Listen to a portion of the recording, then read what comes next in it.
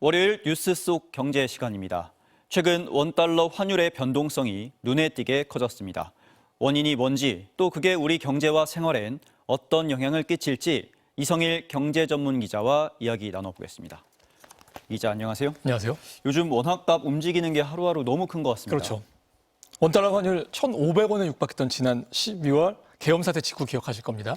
지금은 환율이 1,400원 밑으로 내려왔는데 이 환율은 달러를 기준으로 하기 때문에 이렇게 내려왔다는 거는 원화 가치는 강세를 보인다는 뜻이죠. 자, 이렇게 환율은 좀 안정이 됐는데 시장이 불안하다, 또 변동성이 커졌다. 이렇게 평가가 나오는 이유는 이달 들어서 하루 사이에 움직임이 평균 25원을 넘어선 이 환율의 진폭 때문입니다. 작년 7월 하루 7원에 남짓했던 그런 움직임에 비교하면 3.5배 정도 이 변동폭이 커진 거죠. 특히 50원 가까이 움직였던 지난 5월 2일처럼 안정된 시기라면 1년 동안 움직임에 해당하는 수준으로 원달러 환율이 하루 동안 움직인 날도 있었습니다.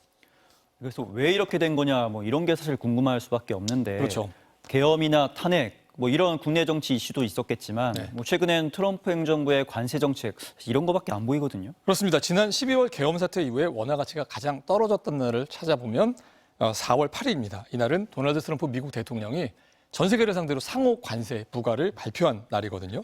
자, 관세 부과가 국제 무역을 위축시키고 또 수출 비중이 큰 우리 경제에 위협이 될 것이다라는 그런 평가가 원화 가치를 끌어내렸던 겁니다.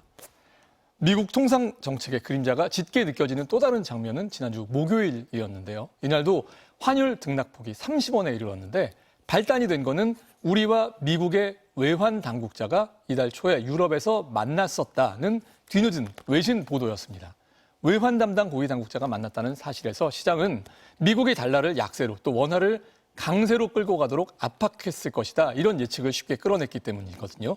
미국이 전 세계를 상대로 관세를 부과하는 목적이 무역 적자의 축소라면 언제든 우리나라 같은 대미 무역 흑자국을 상대로 달러 약세를 강제할 것이라는 그런 판단이 깔려 있습니다. 달러 약세가 미국의 수출을 늘리고 수입은 줄여서 이 미국이 원하는 방향으로 그 외환 시장의 움직임을 이끄는 그런 방향이기 때문입니다.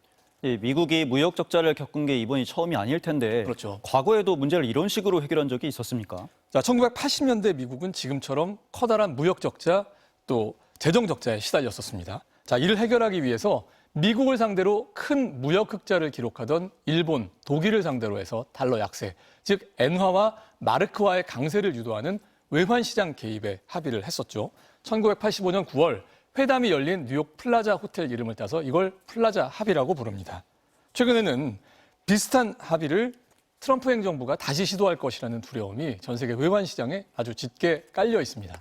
백악관의 경제자문위원장이 된 스티브 미란이 트럼프 대통령 별장 이름을 딴 마러라고 합의라고 부르는 이와 비슷한 달러 약세 유도 구상을 포함한 보고서를 한때 공개를 했기 때문이죠. 자, 그런데 플라자 합의로 되돌아가 보면 미국의 무역 적자는 크게 줄지 않은 반면에 엔화의 기록적 강세는 일본 경제에 잃어버린 30년을 불러온 도화선으로 평가를 하고 있거든요. 자, 시장의 예측 또 불안에는 어느 정도 근거가 있는 셈입니다. 그런데 사실 저도 그렇고 시청자들도 그렇고 이런 변화가 우리 경제 생활에 어떤 영향을 미칠까 이런 거거든요. 달라지는 게 있습니까? 그렇죠. 이 경제 규모, 생활 수준의 국제 비교를 할 때 보면 환율이 굉장히 마법이라고 부를 정도로 큰 영향을 줍니다. 우리나라 작년 1인당 국민소득 36,000달러 넘어서 세계 6위권으로 평가를 합니다. 근데 이때 환율의 기준은 지난 1년 동안의 평균 환율인데 만약 2024년 평균 환율이 1,500원이었다고 하면 우리 1인당 국민소득은 32,000달러대로 다시 계산됩니다. 일본, 대만보다도 낮아지게 되는 거죠. 자, 그런데 환율은 단순한 평가 또 이 자존심 싸움 이상의 중대한 경제적 효과도 있습니다. 최근처럼 원화가 약해지면 휘발유, 밀가루 같은 이 수입품 가격이 올라가서 물가 상승을 불러오는 것 우리가 경험을 했거든요. 반대로 원화가 강해지면 물가 압력은 줄어들죠. 하지만 수출하는 입장에서는 또 원화가 약세일 때가 또 유리할 겁니다. 이런처럼 양면을 가진 외환시장 움직임에서 분명한 것은 플라자 합의 같은 인위적 변경, 또 최근 같은 급격한 변동이 기업이나 가게, 미래를 예측하기 어렵게 한다는 사실입니다. 경제활동을 위축시킬 가능성 때문에 지금 같은 외환 시장 변동에는 좀 관심을 가져야 될 것 같습니다.